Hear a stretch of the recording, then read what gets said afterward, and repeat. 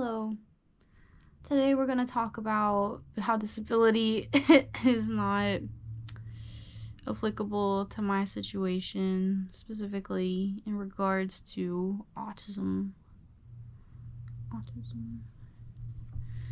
Anyway, it's not true inclusion to say that everyone, regardless of their personal experiences, is disabled. It really isn't. And I kind of hope that things change one day and that we can come to an agreement somehow that everybody's experiences are valid, that no one has to hide who they are just because of a few disagreements. But yeah, the autism community likes to corral everyone into believing the same way as them. While that is advantageous for keeping our priorities in order, it's just kind of like it creates this echo chamber. Where you can't say what you actually mean, and it stifles the diversity and growth of opinion from happening. In this video, I will go over why the label of disability does not work for myself, but I will also highlight the upsetting side of the community that I've witnessed. Autism is not a disability for me, but a neurotype. I welcome healthy debate about this topic in the comment section. We are all here to learn about how labels affect us. I must maintain that this is my belief based on my experiences and deep thought. If you identify as a disabled person, this is not a personal slight against you. Your experiences as autism being something that limits your quality of life is extensively studied and documented by the medical community. By definition, disability makes it harder to live by limiting the different facets of one's life. Autism has actually assisted me in discovering my place in the cosmos. It has led to many achievements that I have been able to make in life. The traditional model of disability obviously doesn't fit me. This is a problem for the autism community. Under the current definition of autism by the DSM-5, I have a good enough understanding of social cues, and I do not qualify for the diagnosis. The irony of this is that I am still neurologically autistic.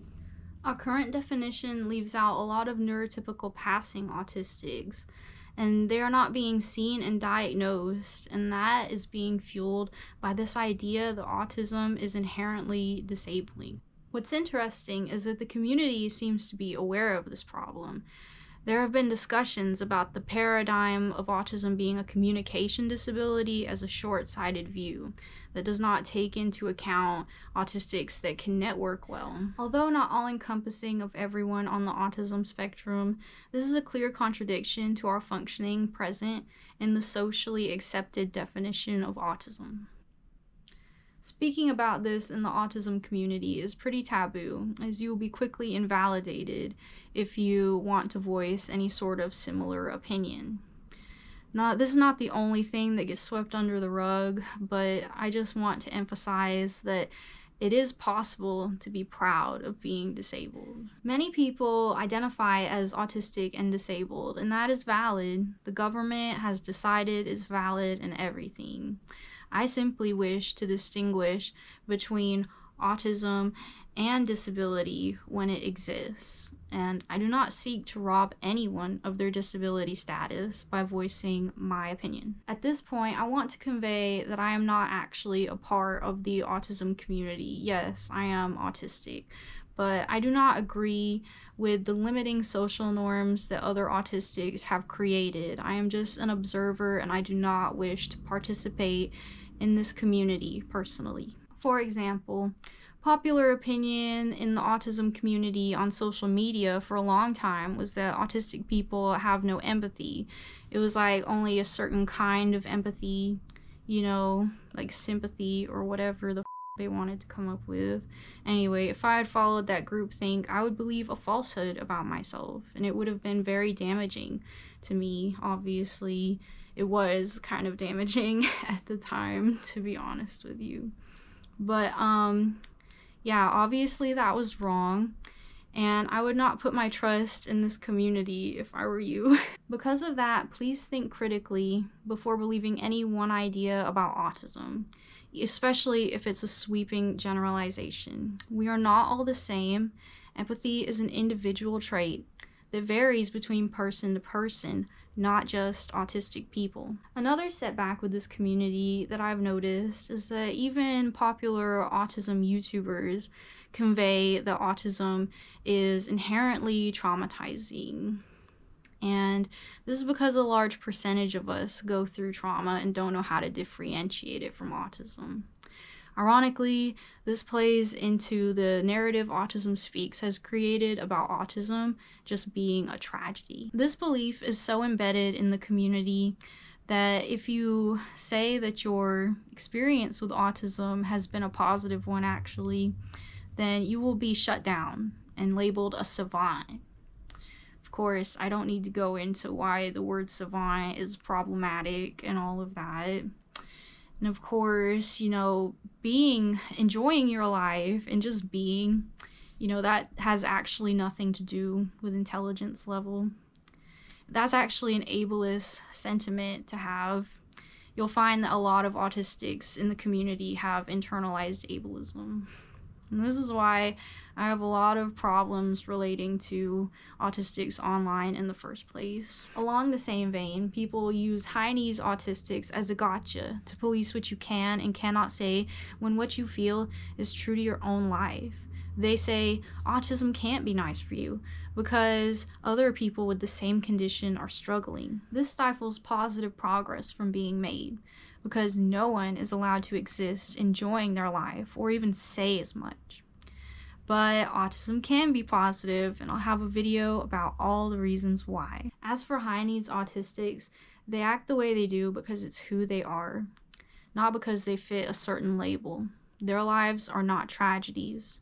Their conditions are neither good nor bad. They are just neutral. And we need to stop this sick culture around punching down at high needs autistics, okay? They are not profoundly autistic.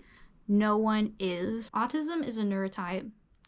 That means our brain structure is not normal, aka not neurotypical. We are neurodivergent. We are a different kind of human being with our own language and mannerisms that can be understood between autistics. People look at us and think less than because they do not understand our way of communicating, because it's not normal to them. They get offended when we behave differently from what they expect, but our way of being is still valid. Circling back around to those terms that people use to invalidate me, I must confess that I'm actually average. I'm not a savant. I kept taking those IQ tests when I was younger, hoping to get above average, and I did once, but it was just by chance, and those IQ tests aren't an accurate judge of intelligence. They have many flaws. There are things that I have trouble with too.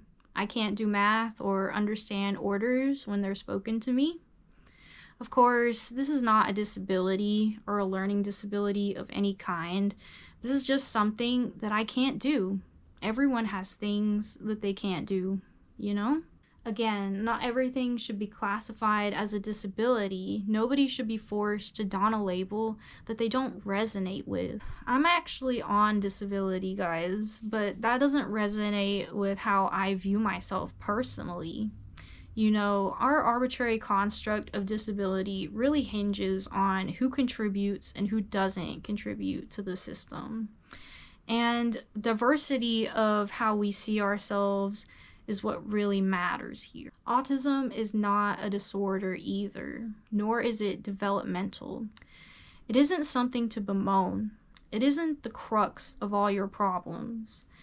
It is so much more than our negative perception of it. In my experience, autism is actually a very powerful condition, but power can be risky too. If you don't know how to control it during hardship, it can and will exacerbate the sensitivity around mental issues. Some people might interpret that as a disability for themselves, but I don't see it that way because I have a certain positive mindset around it. And switching your mindset around your neurotype from one of disability, self-loathing, and perceived ineptitude to something a bit more positive and realistic can really help with self-love. And self-love really is key here. This leads me back to how important and impactful positive portrayal can be for the autism community if we simply allow it to happen. Although people want to stifle me when I talk about it, it's so important to allow people to exist as they are without labeling them as defective. And it's the same for me too. I'm tired of being labeled as defective and tossed to the side and erased. Just allow me to exist as my fun-loving, happy self. Okay, so if you too feel passionately about autistics having rights, not being viewed as tragedies, and having access to really uplifting content that provides a self-esteem boost, then hit like and subscribe, and I'll see you in the next video.